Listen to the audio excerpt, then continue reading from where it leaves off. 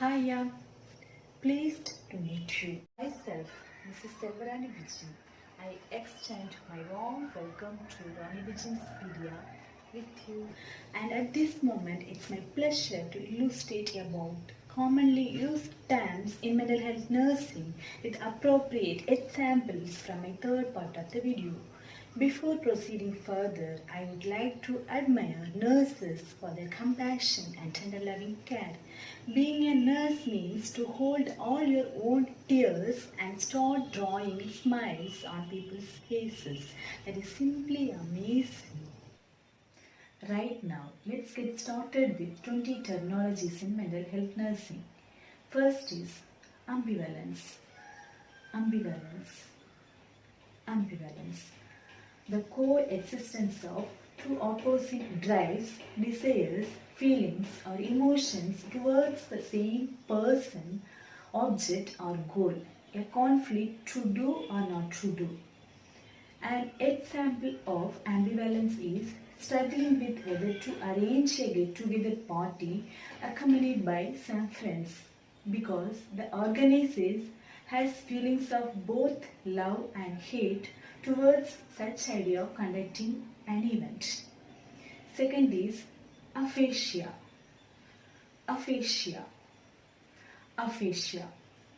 Absence or impairment of the ability to communicate through speech, writing or signs due to dysfunction of brain centers. For example, an individual with Broca's aphasia may say, "Write ballpoint pen," meaning I used a ballpoint pen to write on papers. Third is anorexia nervosa. Anorexia nervosa. Anorexia nervosa. An eating disorder characterized by self-starvation, weight loss below minimum normal weight, immense fear of becoming fat, distorted body image in females, so-called anorexia nervosa. To show you what I mean, here is an example to illustrate this. The patients with anorexia nervosa may feel like they are overweight even if they are very thin and then eating very little in consequence of a negative body image or place unrealistic value on body weight and shape.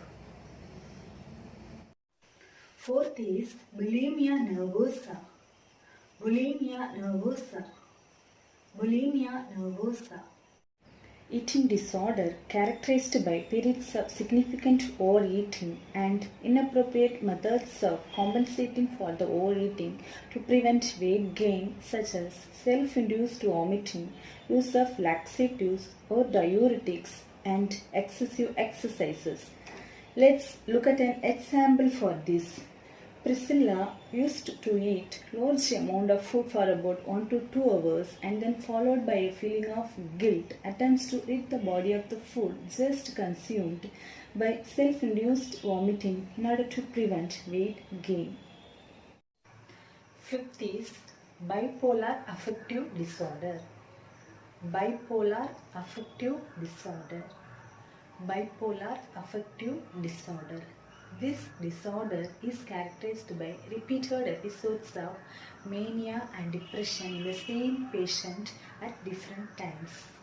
Here, mania refers to a syndrome in which the central features are overactivity, mood change, and self-important ideas. Whereas in depression, the mood is often depressed, loss of interest, guilt, and suicidal ideation are the important symptoms of depression.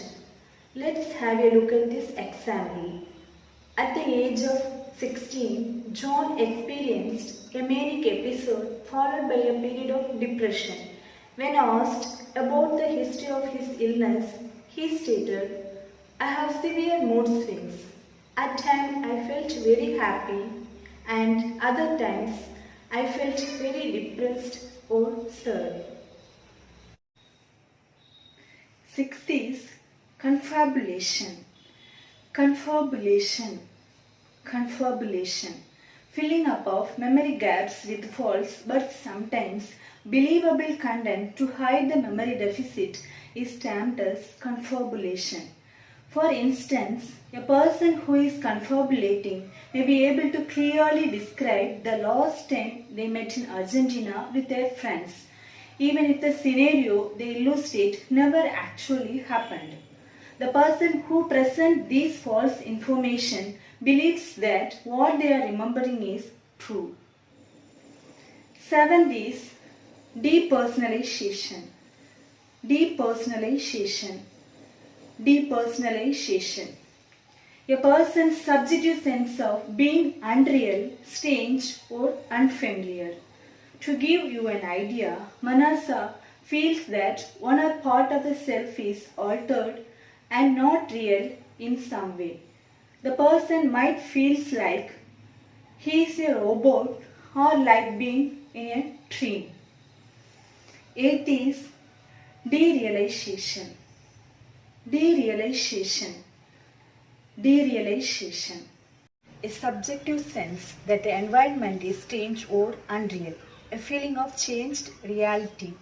One example is Isabella experiences detachment from the entire world around her, perhaps like she is living in a movie that would not seem real. Ninth is disorientation. Disorientation. Disorientation. A level of consciousness in which a person is unaware of the position in relation to time, surroundings, or other persons. In other words, failing to recognize one's own name and identity. Tenth is Deja vu. Deja vu. Deja vu. It's a French term meaning already seen. It is an experience of seeing with a feeling that one has seen it before but does not know when and why. The feeling that one has experienced before what is occurring for the first time. This can be seen when Judson entered the resort. He had a weird feeling of deja vu, like he had been in exactly this situation before. Of course, it was so familiar when in reality he hadn't experienced the feeling previously. 11th is Jamais. Jamais. Jamais. It's a French term meaning never seen. It is the experience of being unfamiliar with a person or situation that is actually very familiar. Failure to recognize events that have been encountered before. Imagine you walk into the library in the school that you learned many new things in, and it appears momentarily unfamiliar as if you are seeing it for the first time. 12th is echolalia. Echolalia. Echolalia. Pathological repetition by imitation of the speech of another. For example, a teacher asks, "How old are you?" and the student responds with, "How old are you?" Also, if you ask the child, "Do you want a chocolate?" the child says chocolate instead of yes. 13th is Echopraxia. Echopraxia. Echopraxia. Pathological repetition by imitation of the behavior of another. As proof, when observing a person near them touch their face, a person with echopraxia involuntarily begin to touch their face. 14th is perseveration. Perseveration. Perseveration. Persistent repetition of words or themes beyond the point of relevance. Also, persistent repetition of the same word or idea in response to different questions. An example of perseveration is a person might be asked to draw a lotus, then several other objects, but continue to draw a lotus each time. 15th is phobia. Phobia. Phobia.